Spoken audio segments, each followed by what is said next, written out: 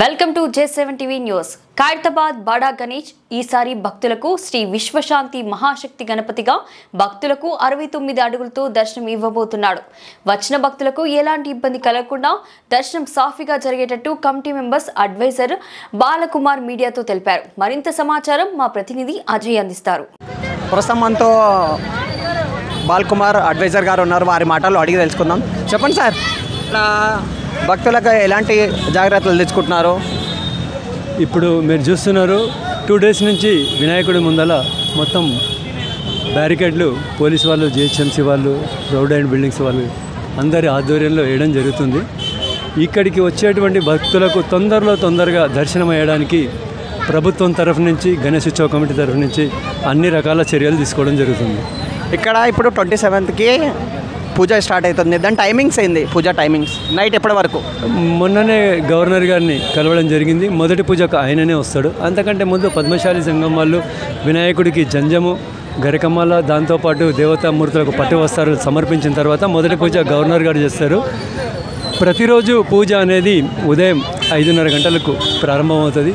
అది non stop రాత్రి 12-12:30 వరకు జరుగుతూ ఉంటుంది. ఇంకొకటి, ఈ లడ్డు ఎక్కడ తయారు చేస్తారు? గణేషుని చేతిలో లడ్డు గత 6-7 సంవత్సరాల క్రితం నుంచే పెట్టడం ఆపేయడం జరిగింది. గణేష్ ఉత్సవ కమిటీ స్పెషల్గా లడ్డు తయారు చేసి గణేషుని చేతిలో పెట్టదు. ఎవరైనా భక్తులు తమ మొక్కు ప్రకారం వాళ్ళు 100, 200, 300 కిలోల లడ్డు పెడితే వినాయకుడి పాదాల దగ్గర ఇక్కడ కింద పెడతాము. పెట్టి 2 రోజులకే లైన్లో వచ్చేటువంటి భక్తులకు పంపిణీ చేయడం జరుగుతుంది. గణేషుని నిమజ్జనం అయిన తర్వాత లడ్డు అనేది పంపిణీ ఉండదు. ప్రతి దగ్గర చూసుకున్నట్లయితే ప్రతి దగ్గర మనము లడ్డు వేలం పాట జరుగుతుంది. మరి ఇక్కడ ఎందుకు జరగదు? మేము 7 సంవత్సరాల కింద గణేషుని లడ్డు పెట్టడం ఆపేసినాం అనడానికి ప్రధాన కారణం, వినాయకుడి దగ్గరికి కొన్ని లక్షల మంది దర్శనానికి వస్తారు. నిమజ్జనమైన 2వ రోజు లడ్డు పంపిణీ జరిగేటప్పుడే కొన్ని లక్షల మంది రాత్రి నుంచే ఇక్కడ లైన్లో నిలబడి ఇక్కడే పండుకుంటున్నారు. లడ్డు పంపిణీ జరిగినప్పుడు లాఠీచార్జ్ జరిగి 2-3 భక్తులకు దెబ్బలు జరిగింది.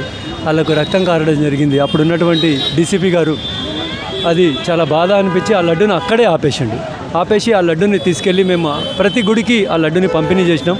అప్పటి నుంచి ఇక్కడ లడ్డు వినాయకుని చేతిలో పెట్టడం మాత్రం ఆపేసినాం. ఇకపోతే మీరు అన్నాడు వేలం అని. మేము గణేషుని చేతిలో 7,000 కిలోల లడ్డువే పెట్టినాం. అప్పుడే మేము వేలం అయ్యాలి. ఖైరతాబాద్ గణేషుని దగ్గర లడ్డు వేలం అంటూ ఉండదు. మీరు ఇప్పుడు దాతలు తీసుకొచ్చారు అనుకో, లడ్డూలు దాతలు తెస్తారు కదా కొంతమంది.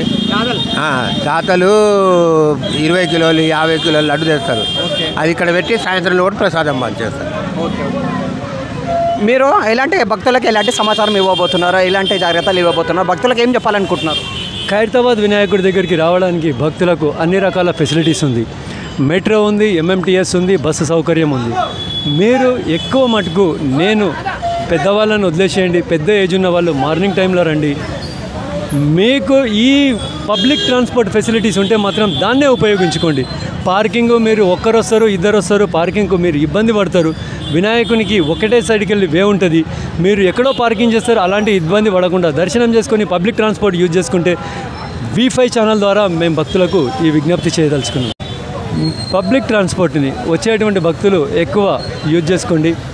ఎందుకంటే ఖైరతాబాద్కు రావడానికి MMTS ఉంది, మెట్రో ఉంది, బస్సు సౌకర్యం ఉంది.